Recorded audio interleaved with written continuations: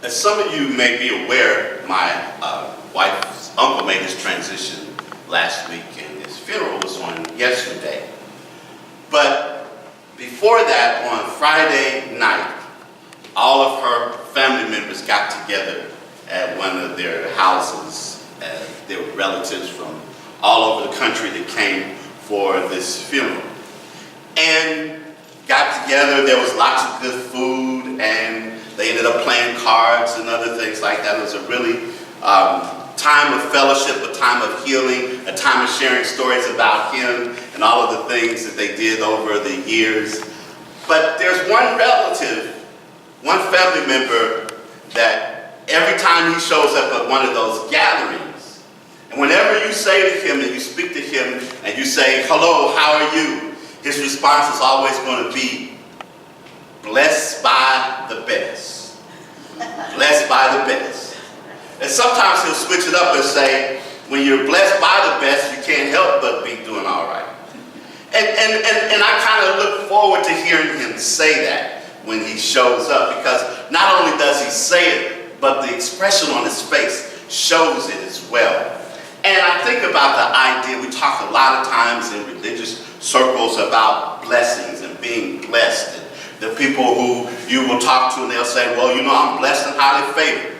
You'll hear expressions like that. But just what is blessing?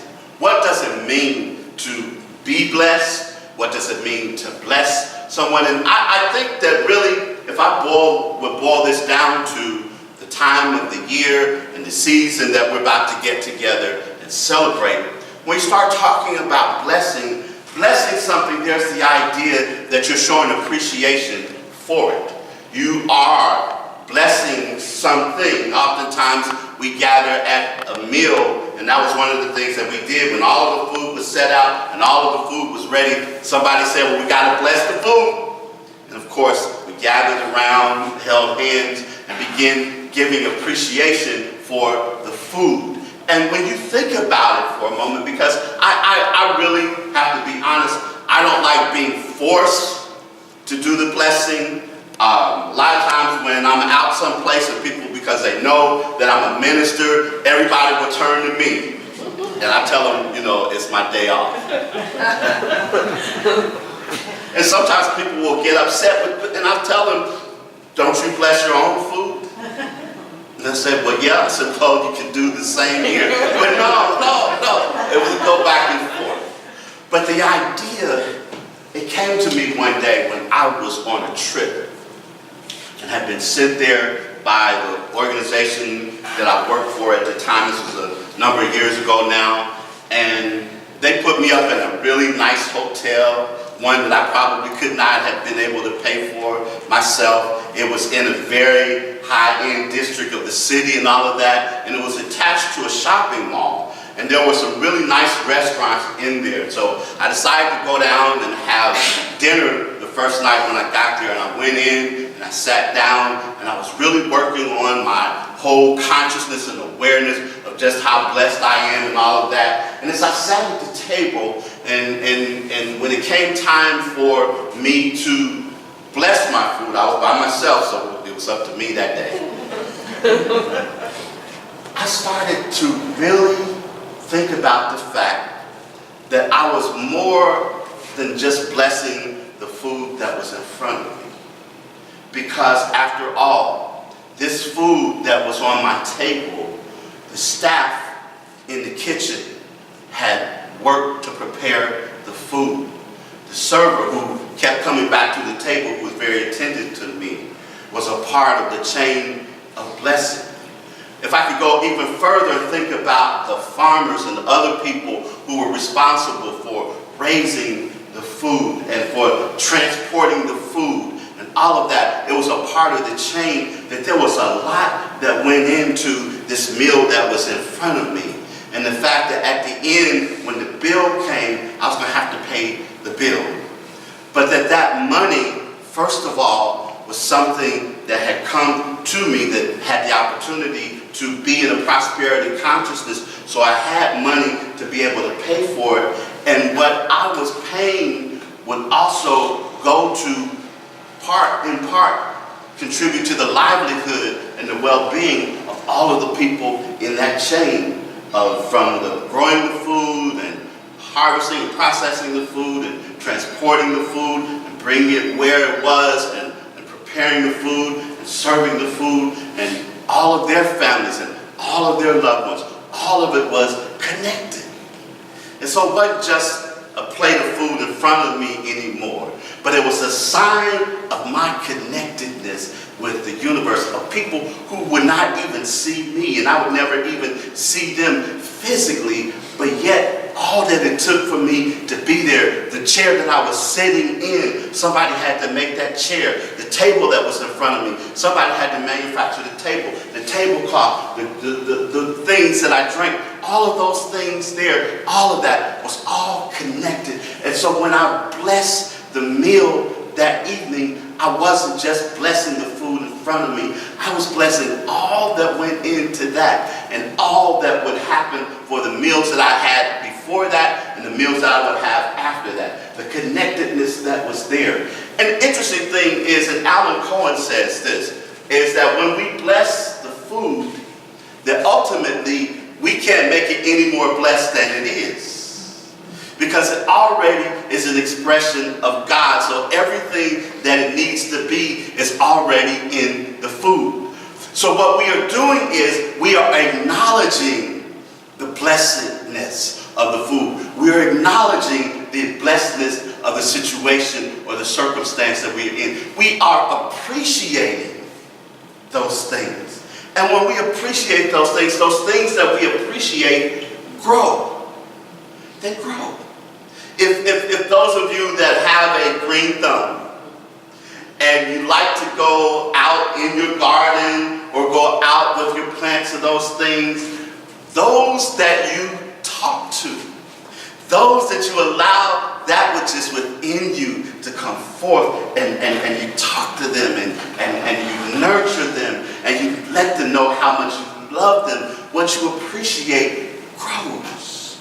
With children, the thing of it is that we know that with our children and the people in our lives, that as we show appreciation to them, as we express that it just does something for them. I've shared this story before, but at the University of Memphis where I teach, when I would go in and I would look at the floors and everything and how shiny they were and how clean the classrooms, and I'm teaching the evenings, so the people who are starting to get things ready for the next day are there. And so one evening when I was downstairs as I was getting ready to leave out the building, I turned around and two of the staff that were there, I said, I just want to tell you thank you for what you do to make this building look so shiny and sparkly and everything else.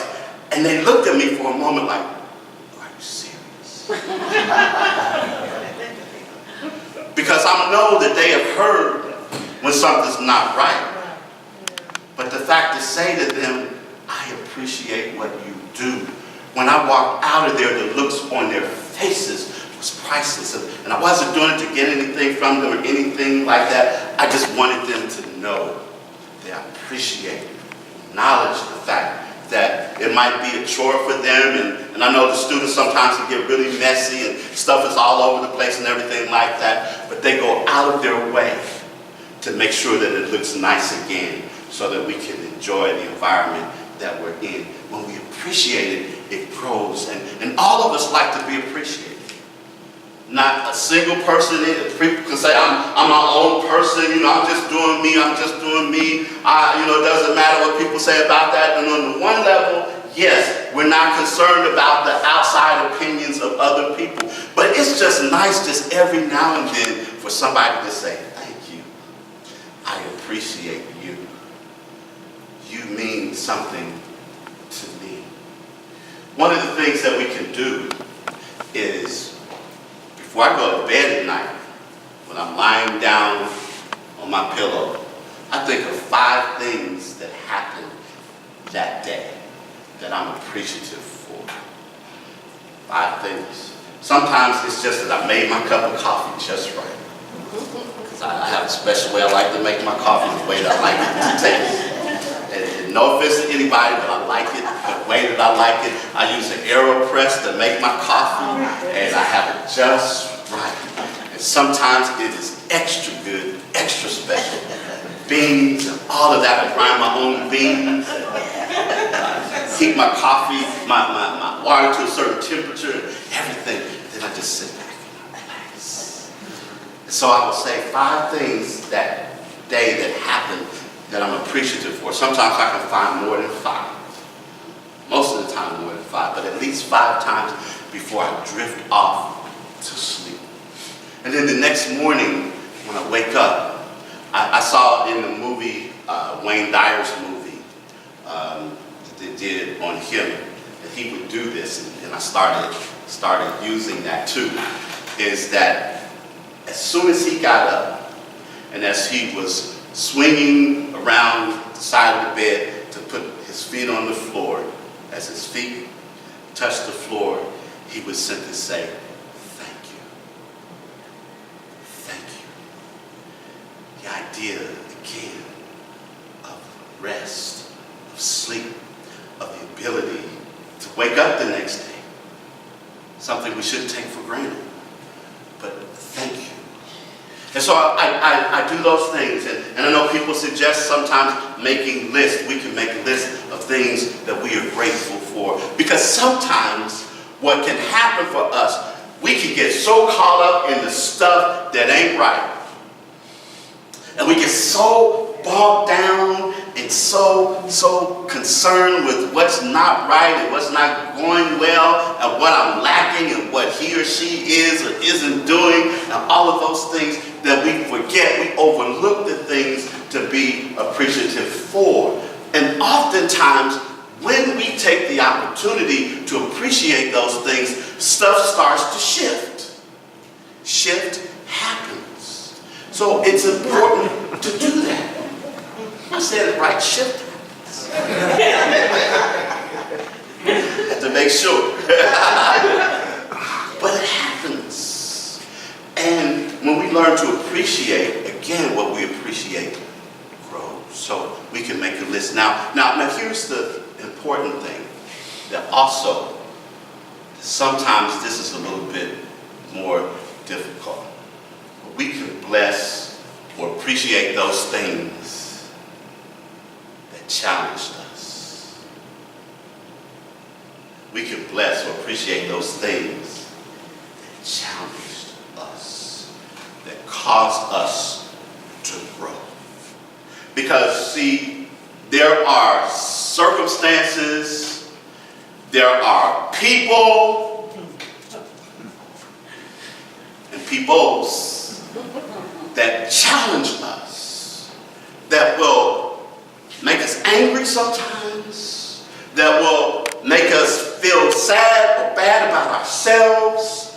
There are things that will cause us to question our worth, our value, that will mess with our self-esteem. All of those things that can happen for us. And this isn't easy. Don't think I'm standing here telling you something, say, oh, you should get it, you should be able to do it. It is something, though, to learn how to bless and to be appreciative for even those things that challenge us.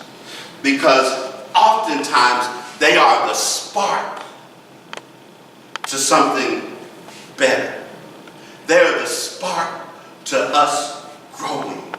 They are the spark to us getting life into our wings. You all know about the story about the man who had cultivated. He wanted to have this really beautiful butterfly, and he did all of the things that he could for this magnificent butterfly. And you watched it go from the caterpillar, and then it went through the stages of metamorphosis so that it would become this wonderful caterpillar. And then as it started to emerge from its cocoon, and it was struggling with it, and the man was so caught up in it, and he was so concerned about it that he took his little knife and he started to cut away at it. And then when the butterfly actually made it out, it couldn't fly.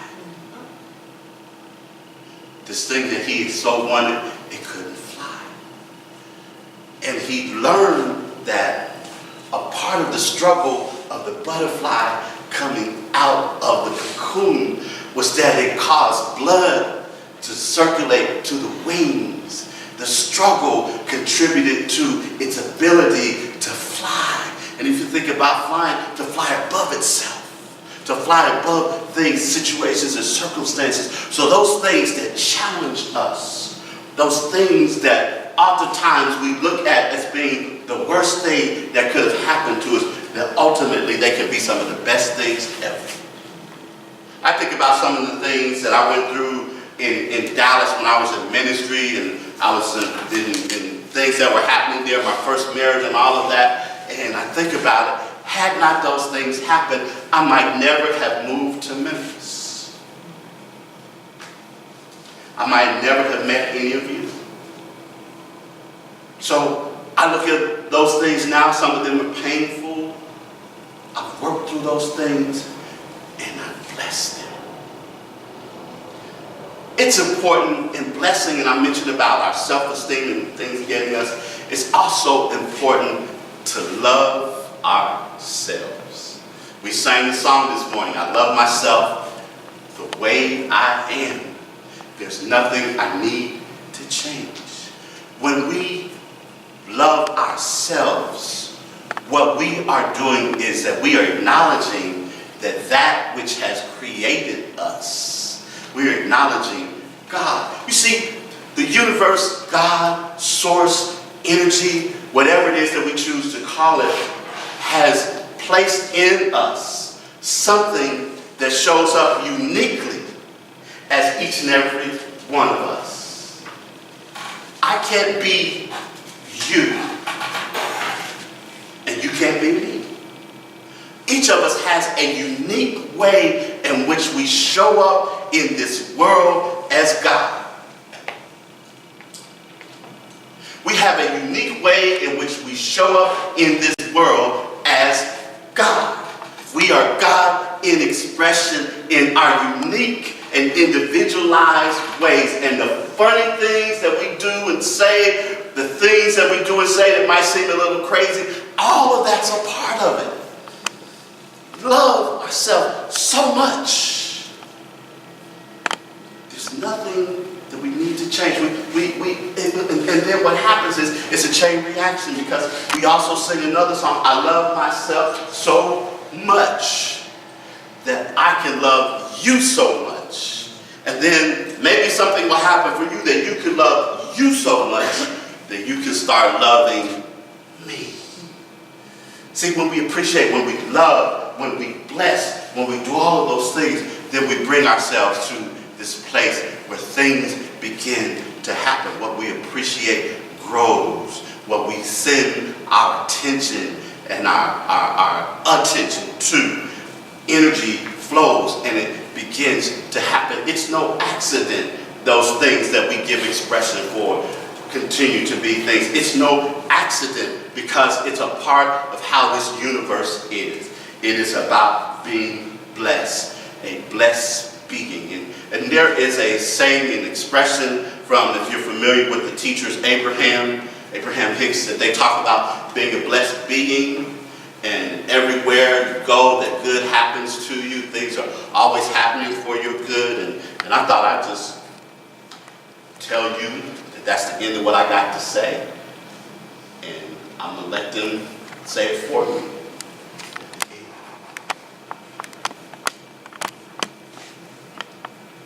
Because it's all working for your good. You are blessed, a blessed being.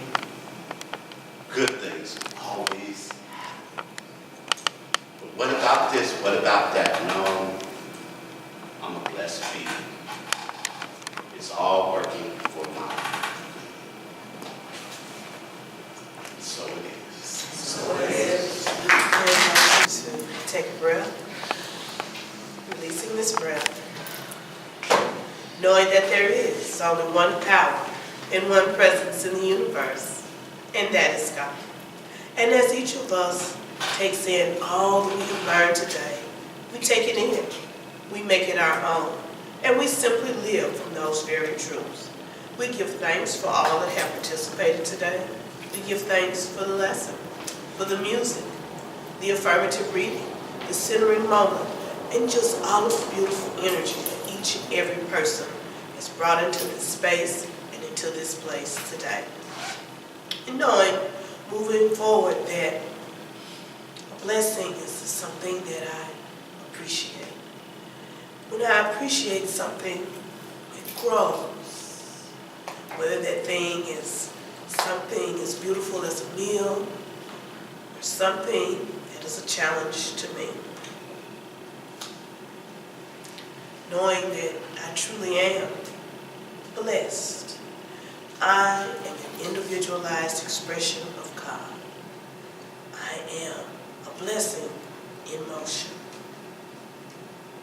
So moving forward, I just release all of those things that I thought were stopping me, knowing that those challenges too are something, there's something in there for me to appreciate. Releasing, letting go, and letting God, and so